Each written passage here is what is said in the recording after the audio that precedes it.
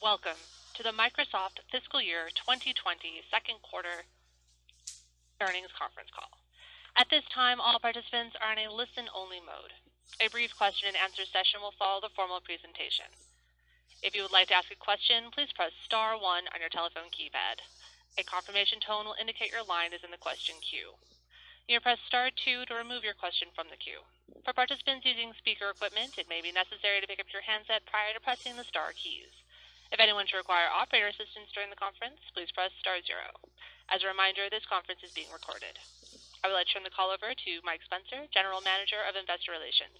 Thank you. Please proceed. Good afternoon. Thank you for joining us today. On the call with me are Satya Nadella, Chief Executive Officer, Amy Hood, Chief Financial Officer, Frank Brode, Chief Accounting Officer, and Keith Dolliver, Deputy General Counsel.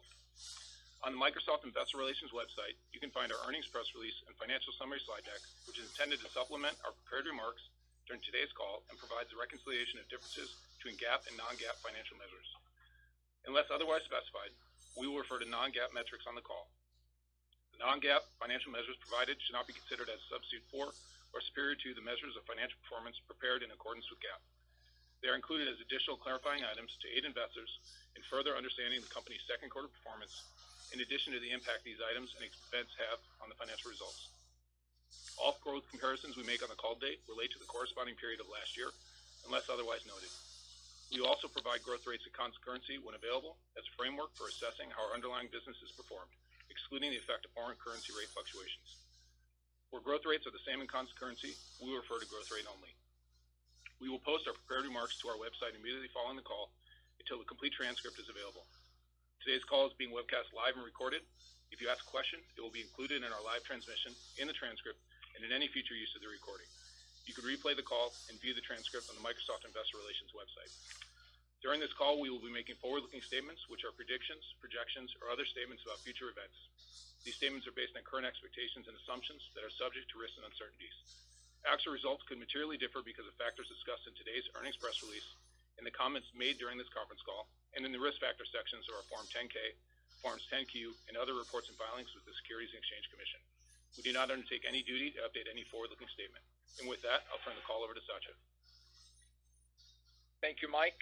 It was another strong quarter with double-digit top and bottom line growth driven by the strength of our commercial cloud.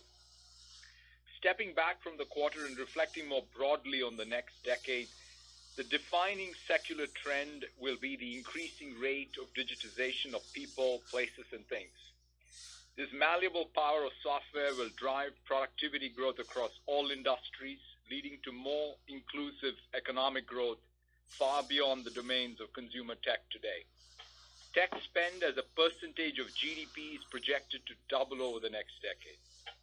At Microsoft, we are focused on building the most differentiated tech stack to enable every organization in every industry to build their own digital capability and tech intensity, with a business model that is trusted and aligned with their success in this new era. Now I'll briefly highlight our innovation momentum, starting with Azure. Every customer will need a distributed computing fabric across the cloud and the edge to power their mission-critical workloads and meet regulatory as well as operational sovereignty needs. We have more data center regions than any other cloud provider and will be the first to open in Israel and Qatar, expanding our footprint to 56 in total. Azure is the only cloud that offers consistency across operating models, development environments, and infrastructure stack, enabling customers to bring cloud compute and intelligence to any connected or disconnected environment. This quarter, we expanded our portfolio of edge appliances. Azure Stack Edge brings rapid machine learning inferencing closer to where data is generated, and the new ruggedized Azure Stack form factors provide cloud capabilities in even the harshest of conditions like disaster response. With Azure Arc, we are defining the next generation of hybrid computing. Arc is an industry-first control plane built for a multi-cloud, multi-edge world, helping partners like HPE meet their customers' complex hybrid needs.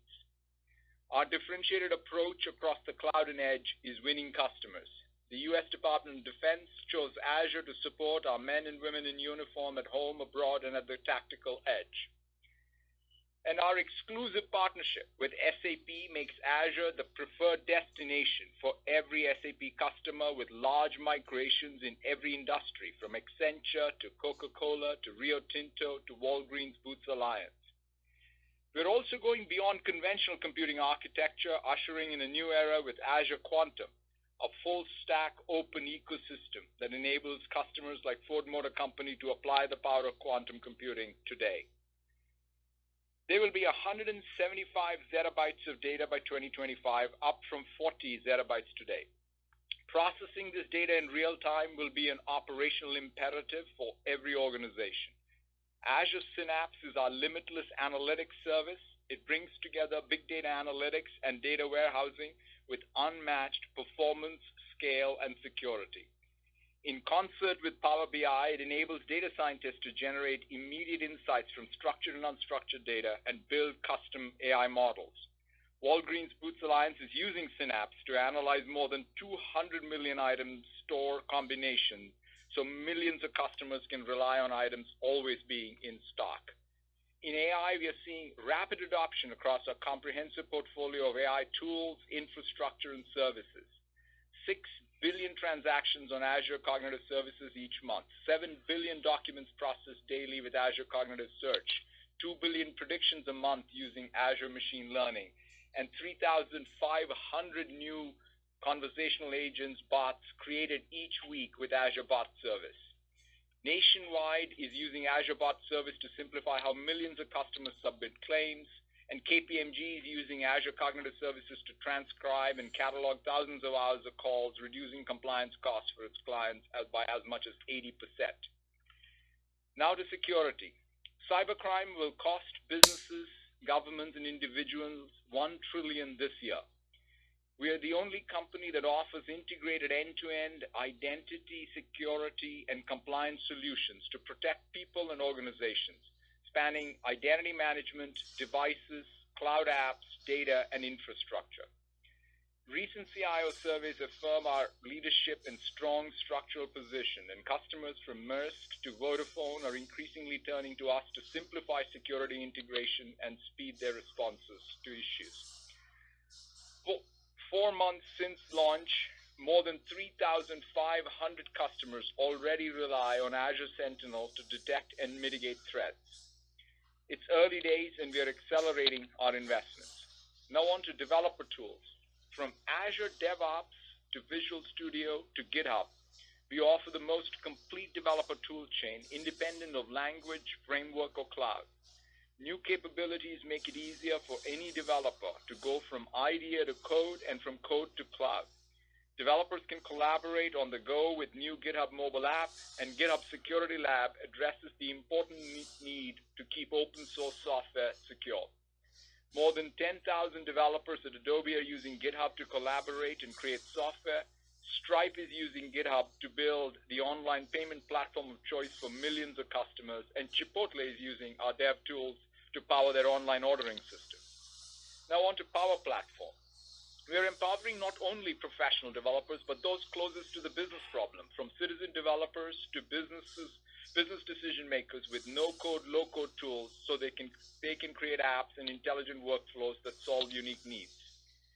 Today, 2.6 million citizen developers use Power Platform to make better decisions using self-service analytics, build a mobile app, automate a business process, or even create a virtual agent, all with no coding experience.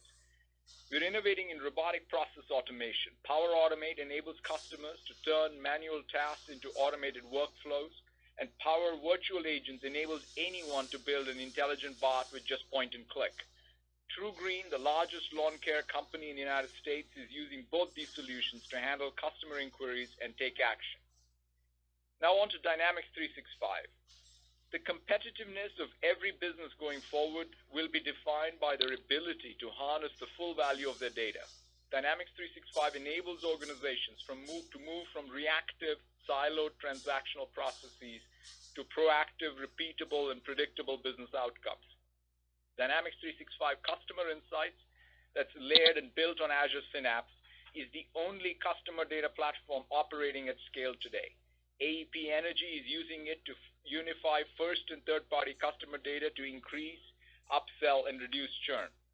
In retail, Canada Goose is using Dynamics 365 Commerce to unify data across back office, in-store, and call centers to deliver more personalized shopping experiences.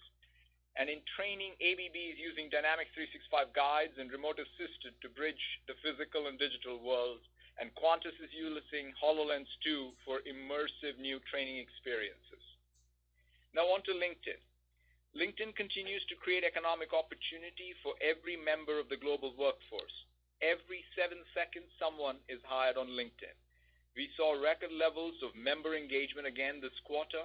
Marketing Solutions remains our fastest growing business as marketeers leverage the enhanced tools and LinkedIn pages to connect with our nearly 675 million members. New data validation features in LinkedIn Sales Navigator help sellers use the power of their LinkedIn network to drive more meaningful customer engagement. We continue to innovate across our talent portfolio, including Talent Solutions, Talent Insight, Glint, and LinkedIn Learning, to help organizations attract, retain, and develop the best talent. More than 5 million members have already completed LinkedIn Skills Assessment since the launch last quarter. Now turning to Microsoft 365. Microsoft 365 is the only solution that empowers everyone with an integrated, secure experience on any device. Everyday AI in Microsoft 365 is helping create, collaborate, and convert content into knowledge in a world where computing is abundant, however, attention is scarce. Presentations are more persuasive in PowerPoint, data is more insightful in Excel, videos are more searchable in Stream, and email more actionable with Cortana. The new Project Cortex analyzes massive amounts of information to give people precisely the knowledge they need in the context of their work. And the new Microsoft Edge with enterprise-class security protects your privacy online and makes it easier to find information at your work with Microsoft Search. Microsoft Teams is the leading hub for teamwork. Now with more than 20 million daily active users, people are increasingly engaged across the platform in richer forms of communication and collaboration, participating in more than 27 million meetings a month. Integrated calendaring, pop-out chats, and one-touch to join meetings from your phone keeps work, conversations, and meetings in the context, eliminating the need to bounce back and forth between apps. We are reimagining the meeting rooms of the future with Teams integration with Cisco's WebEx and new devices from Lenovo. And our partnership with Samsung, along with the new walkie-talkie feature in Teams, gives first-line workers the technology they need to be more collaborative, productive, and secure on the go. All this innovation is driving usage. 64,000 employees at L'Oreal are using Teams. More than 70,000 first-line employees at IKEA are moving to Teams for shift management. From Nestle to Tesco, the world's largest companies are choosing Microsoft 365, and we continue to see increased demand for our premium offerings from customers like AXA, Rockwell Automation, Berkshire Hathaway Specialty Insurance, and Duracell. This holiday, we expanded our family of Surface devices, creating new categories that benefit the entire OEM ecosystem. And at CES, our partners showcased innovative Windows 10 devices from incredibly thin and light laptops to powerful gaming rigs to new dual-screen designs. Finally, gaming. We continue to invest to reach gamers across every endpoint, mobile, PC, and console. xCloud is off to a very strong start, transforming how games are distributed, played, and viewed, with hundreds of thousands of people participating in initial trials. We set a new record for Xbox Live monthly active users again this quarter, led by the strength of console.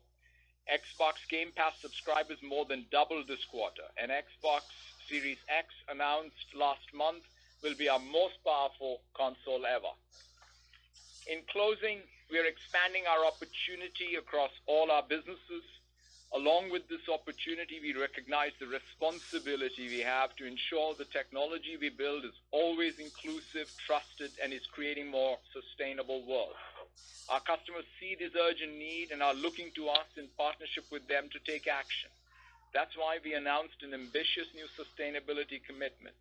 Microsoft will be carbon negative by 2030, and by 2050, we will remove all the carbon we have emitted since the company was founded in 1975.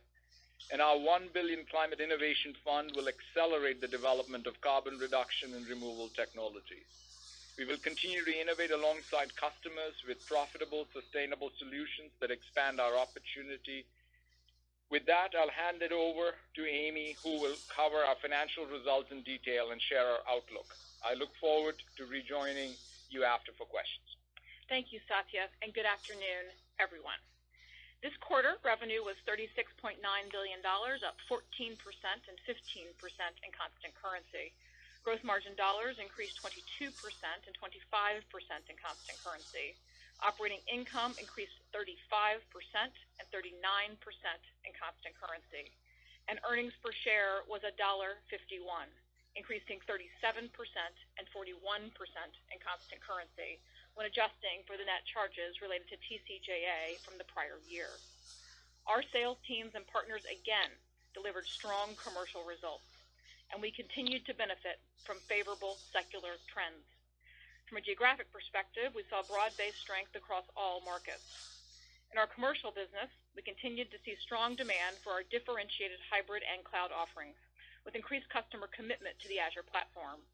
And the unique value of Microsoft 365, bringing together Office 365, Windows 10, and enterprise mobility and security as a secure, intelligent solution, again drove adoption by both new and existing customers. As a result, commercial bookings growth was ahead of expectations, increasing 31% and 30% in constant currency, with a high volume of new business and strong renewal execution. Our commercial remaining performance obligation was $90 billion, up 30% year over year, driven by long-term customer commitments. Commercial cloud revenue was $12.5 billion, growing 39% and 41% in constant currency. Commercial cloud gross margin percentage increased 5 points year over year to 67%, driven again by material improvement in Azure gross margin percentage, which more than offset sales mix shift to Azure. Company gross margin percentage was 67%, up 5 points year over year, driven by favorable sales mix and improvement across all three of our segments. In the quarter, gross margin percentage benefited from lower console sales, stronger than expected software licensing results, and improvement in our commercial cloud gross margin percentage. In line with expectations, FX reduced revenue growth by 1 point and had no impact on operating expense growth. The FX impact on COGS growth was slightly more favorable than expected and reduced growth by 1 point. Operating expense grew 9%, slightly below expectations, primarily driven by lower program spend. And operating margins expanded this quarter as a result of higher gross margins and operating leverage through disciplined decisions to invest in strategic and high-growth areas. Now to our segment results. Revenue from productivity and business processes was $11.8 billion, increasing 17% and 19% in constant currency, ahead of expectations, driven by both our commercial and consumer businesses. Office commercial revenue grew 16% and 18% in constant currency, with roughly 3 points of on-premises benefit, primarily from transactional strength in Japan. Office 365 commercial revenue growth of 27% and 30% in constant currency was again driven by installed base growth across all workloads and customer segments, as well as higher ARPU. Office 365 commercial seats grew 21%, with an increasing mix from our Microsoft 365 suite. Office consumer revenue grew 19% and 20% in constant currency, driven by growth in Office 365 subscription revenue. This quarter, growth was also impacted by roughly 7 points of benefit from transactional strength in Japan and 5 points of benefit from the low prior year comparable related to the timing of the Office 2019 purchases. Office 365 consumer subscriptions grew to 37.2 million. Dynamics revenue grew 12% and 15% in constant currency. Dynamics 365 revenue increased 42% and 45% in constant currency, with continued momentum in the number of customers adopting multiple Dynamics 365 workloads.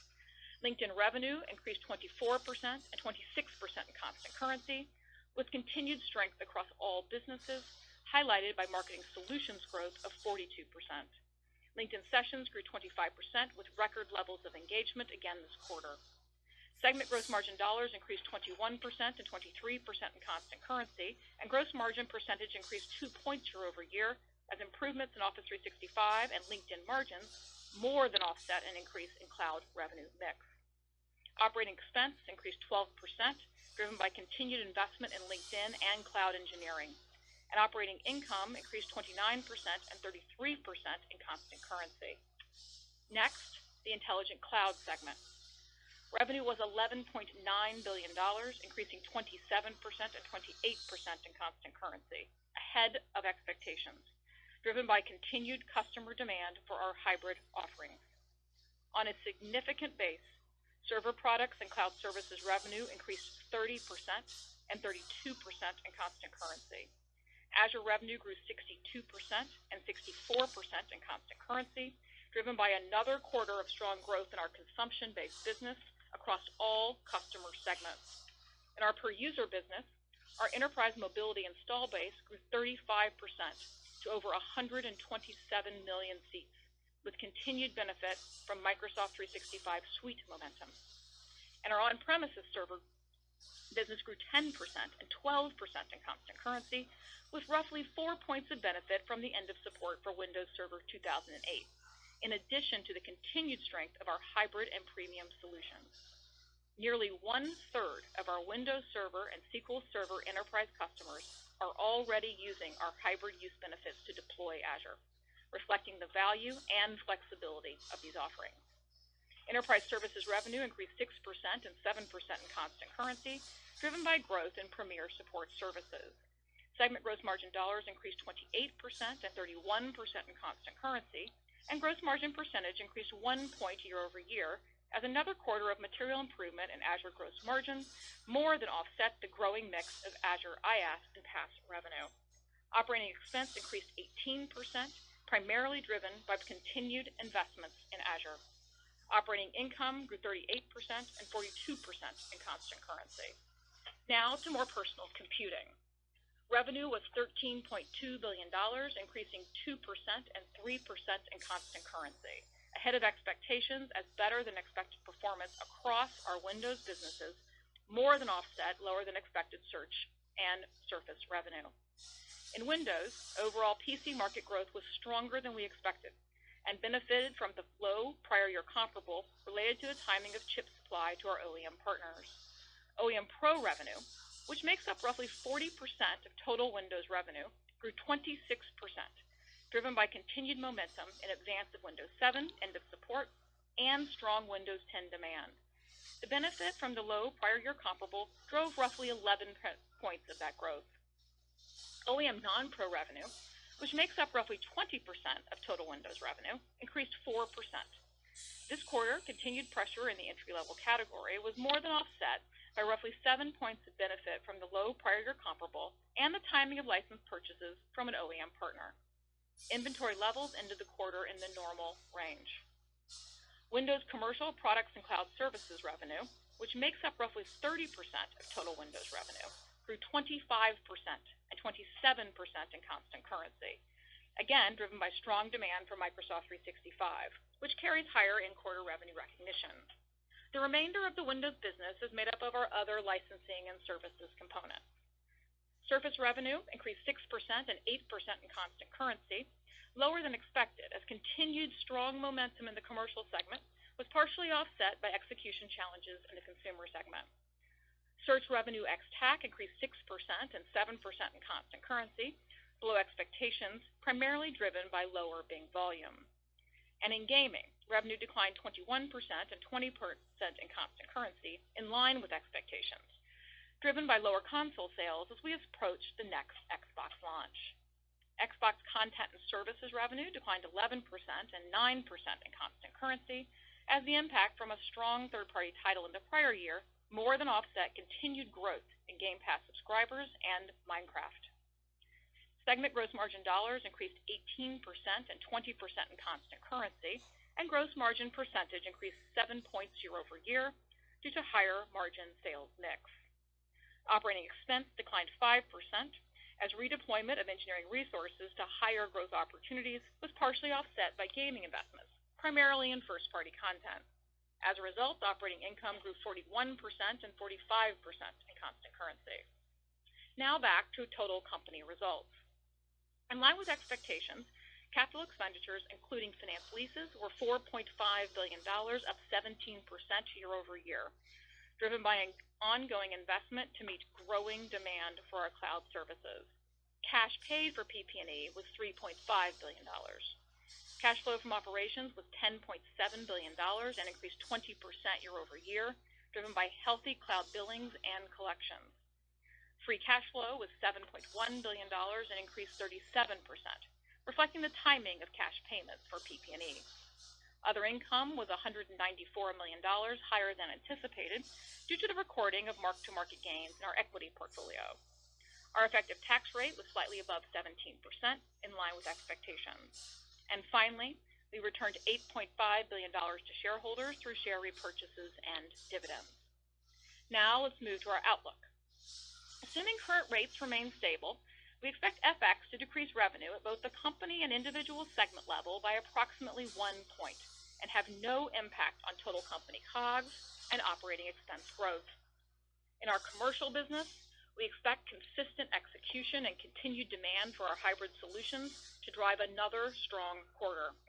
Commercial bookings growth should again be healthy, but will be impacted by a materially lower growth in our Q3 expiry base. Commercial cloud gross margin percentage will continue to improve year over year, although at a lower rate than last quarter, given the growing mix of Azure consumption-based services.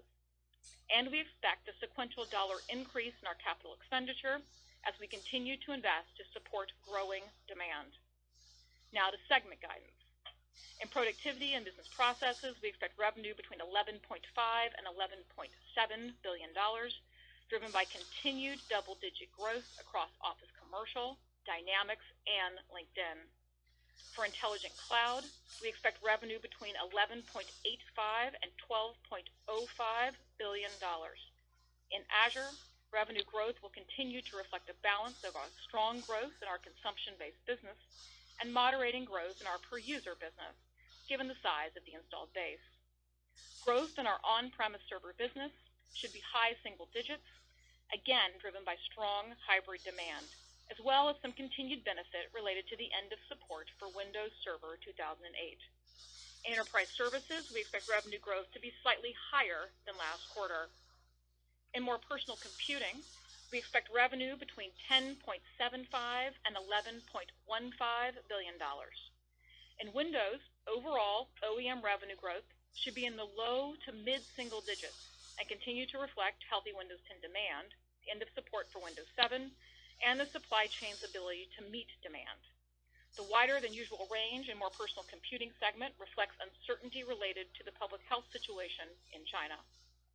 In Windows Commercial Products and Cloud Services, we expect another quarter of healthy double-digit revenue growth, driven by continued Microsoft 365 suite momentum and some benefit from Windows 7 extended support agreements. In Surface, we expect revenue growth in the low single digits as we work through the execution challenges in the consumer segment. In Search ex-TAC, we expect revenue growth similar to Q2. And in gaming, we expect revenue to decline in the low double-digit range, driven by the continuation of the console trend as we near the launch of Xbox Series X, as well as lower transaction volume on a third-party title. Now back to the overall company guidance. We expect COGS of $11.05 to $11.25 billion and operating expense of $11.2 to $11.3 billion. In other income and expense, interest income and expense should offset each other. And finally, we expect our Q3 effective tax rate to be slightly below our full-year rate of 17% due to the timing of equity vest. Now let me share some additional comments on the full year. At the company level, we continue to expect double-digit revenue and operating income growth, driven by the continued strength of our commercial business. For operating expense, as a result of lower spend in H1, we now expect full-year growth between 10 and 11%. And finally, given our strong H1 results, particularly in high-margin businesses, as well as the expected sales mix for the remainder of the year, we now expect operating margins to be up roughly 2 points year over year, even as we invest with significant ambition in strategic and high-growth areas in the second half of this year. With that, Mike, let's go to Q&A. Thanks, Amy. We'll now move over to Q&A. Out of respect to others on the call, we request that participants please only ask one question. Operator, can you please repeat your instructions? Thank you. At this time, we'll be conducting a question and answer session. If you would like to ask a question, please press star 1 on your telephone keypad. A confirmation tone will indicate your line is in the question queue. You may press star 2 if you would like to remove your question from the queue. For participants using speaker equipment, it may be necessary to pick up your handset before pressing the star keys. And thank you. Our first question comes from the line of Mark Moerdler with Bernstein. Please proceed. Thank you very much, and congratulations on the really strong. I'd like to look at Azure. Can you give a little bit of more details on what's driving the Q-over-Q acceleration and the revenue growth? Are we seeing large contracts starting to ramp? Are there other factors that are kicking in that are helping that? And Satya, can you also give us some sense of what you think about the impact if xCloud is successful on Azure? Thank you. Sure. Thanks, Mark, for the question. I think overall, in terms of the Azure momentum, it's sort of the thing that we've seen even in the previous quarters. So, which is we have a stack that is from infrastructure to the PaaS services that's fairly differentiated. I mean, I went through some of the things that we even announced at our Ignite conference. If you, take something like Azure Arc, the fact that we have a control plane for hybrid computing that is multi-cloud, multi-edge, that's a pretty differentiated aspect of it. And the data side, both on the transactions, on the OLTP side, as well as on the analytics side, we now have cloud-native databases. And Azure Synapse, I think, is a very competitive product. So that's what you see play out in terms of a customer adoption and the growth there. xCloud, I think, is a great workload. I mean, we always have the mantra of first party equals third party, whether it is any of the workloads internally, really helping us understand the new patterns, which then, of course, third parties can use. And you can see that even in terms of how Sony will use some of the same infrastructure capabilities. So we're excited about what xCloud teaches us, but more importantly, we're excited about how others in the ecosystem can use the same capability for their streaming needs. And Mark, to your question on a little bit about the reacceleration in the Azure growth rate, let me divide that into its components. We did have a very good and healthy broad-based consumption growth, especially in IaaS and PaaS. And I think actually Satya touched on one of the important parts that we started to see this quarter was not only good workload migration work, strong growth in the optimization of the workloads already running, but also some of these new PaaS workloads like Synapse and Cosmos DB and Arc are really starting to add some momentum in that part of the stack as well, which is important.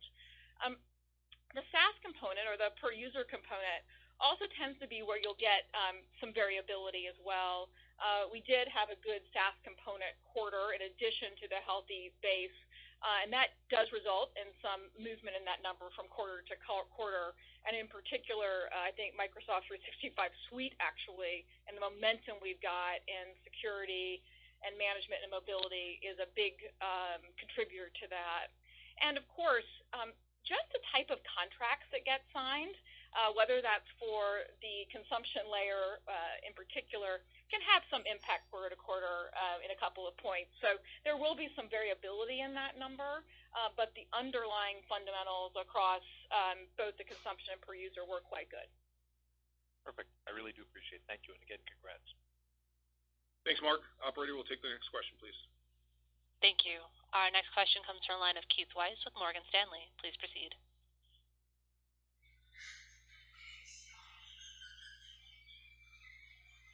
Keith Weiss, your line is live. Please proceed with your question.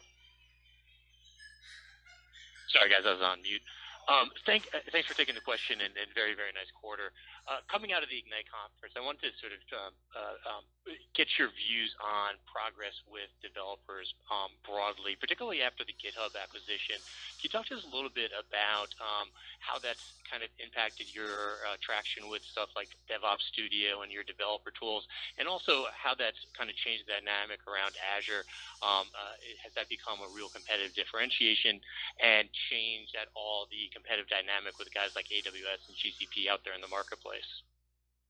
Yeah, first of all, thanks, Keith, for the question. We are very excited about what's happening with the developer offering. I mean, at some level, I think of what we're doing between Visual Studio and Azure DevOps and GitHub as effectively coming together as a compelling developer SaaS solution in the same class as any other SaaS solution from Microsoft around productivity or communication. Because one of the data points I love to use is the number of developers in the non-tech sector is now more than in the tech sector. This is software engineers, and that's going to only increase in the world going forward. So we want to build the best tool chain. After all, that's who we are as a company. We love building tools for developers.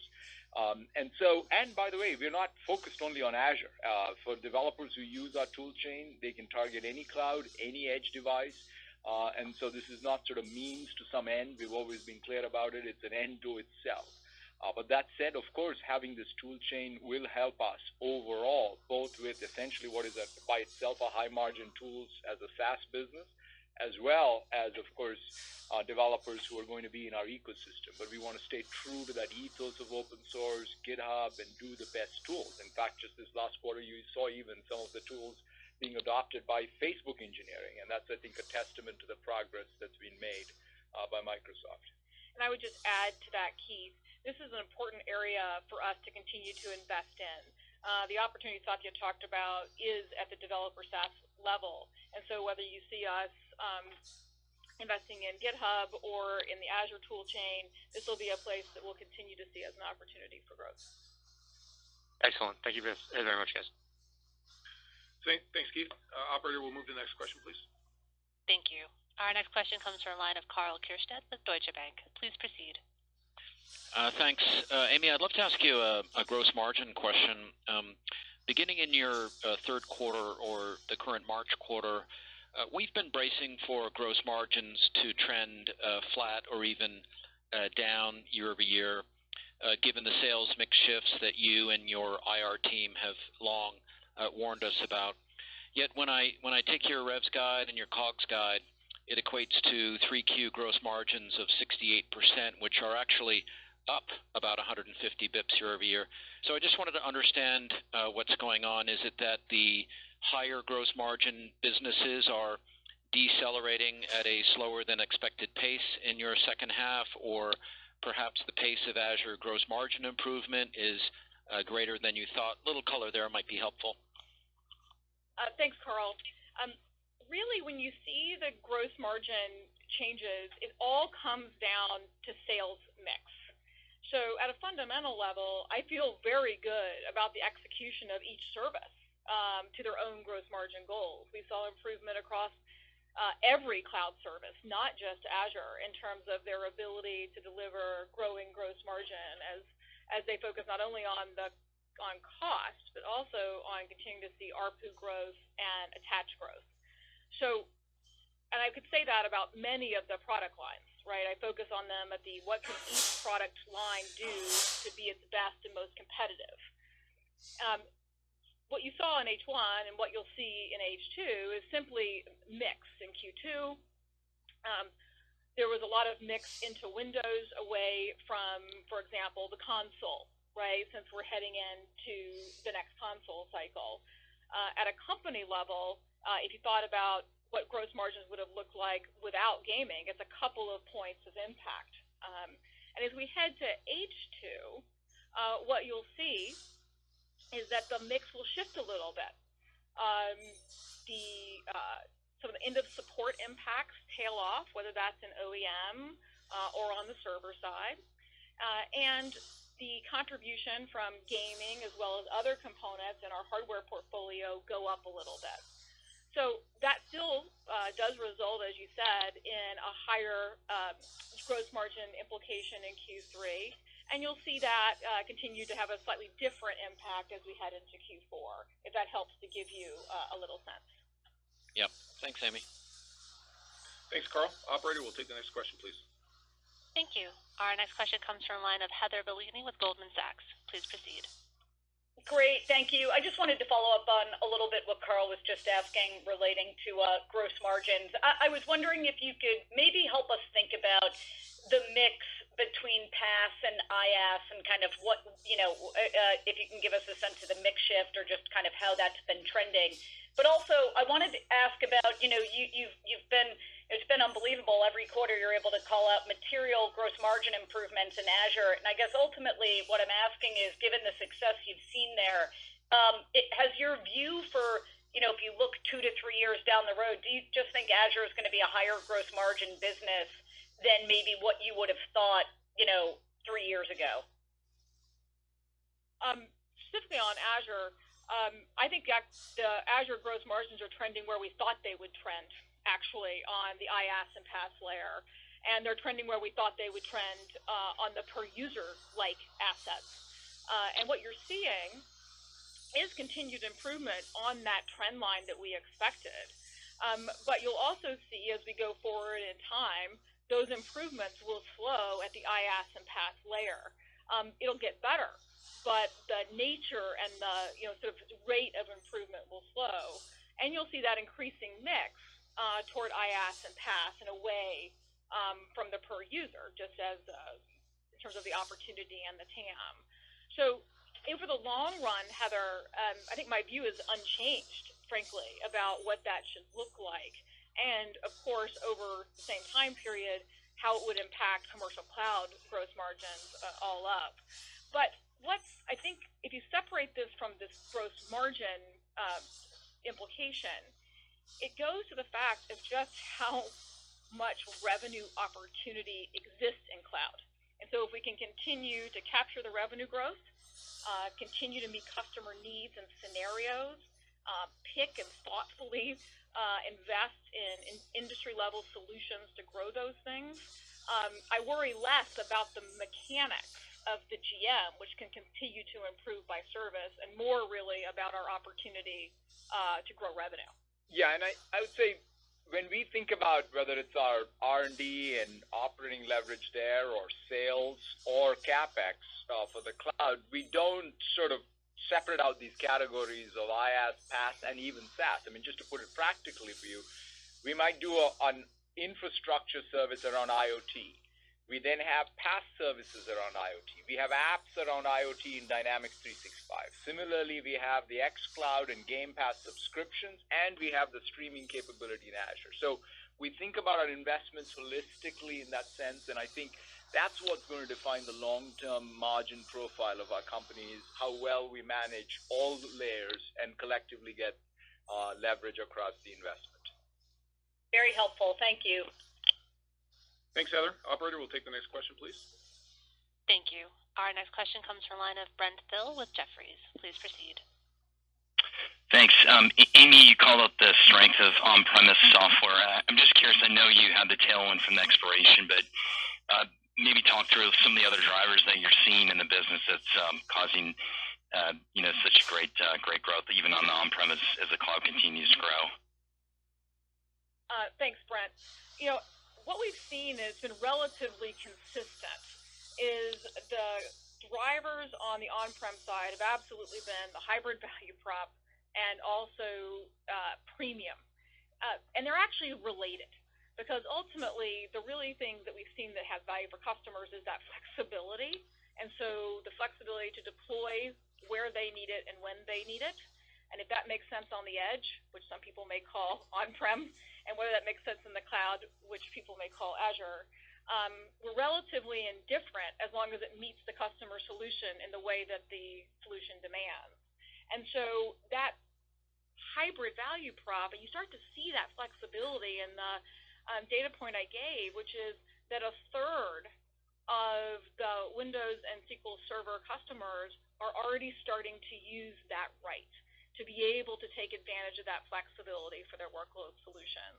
And so those trends I see as relatively durable, and that's why we've talked about it, I think, now for a number of years.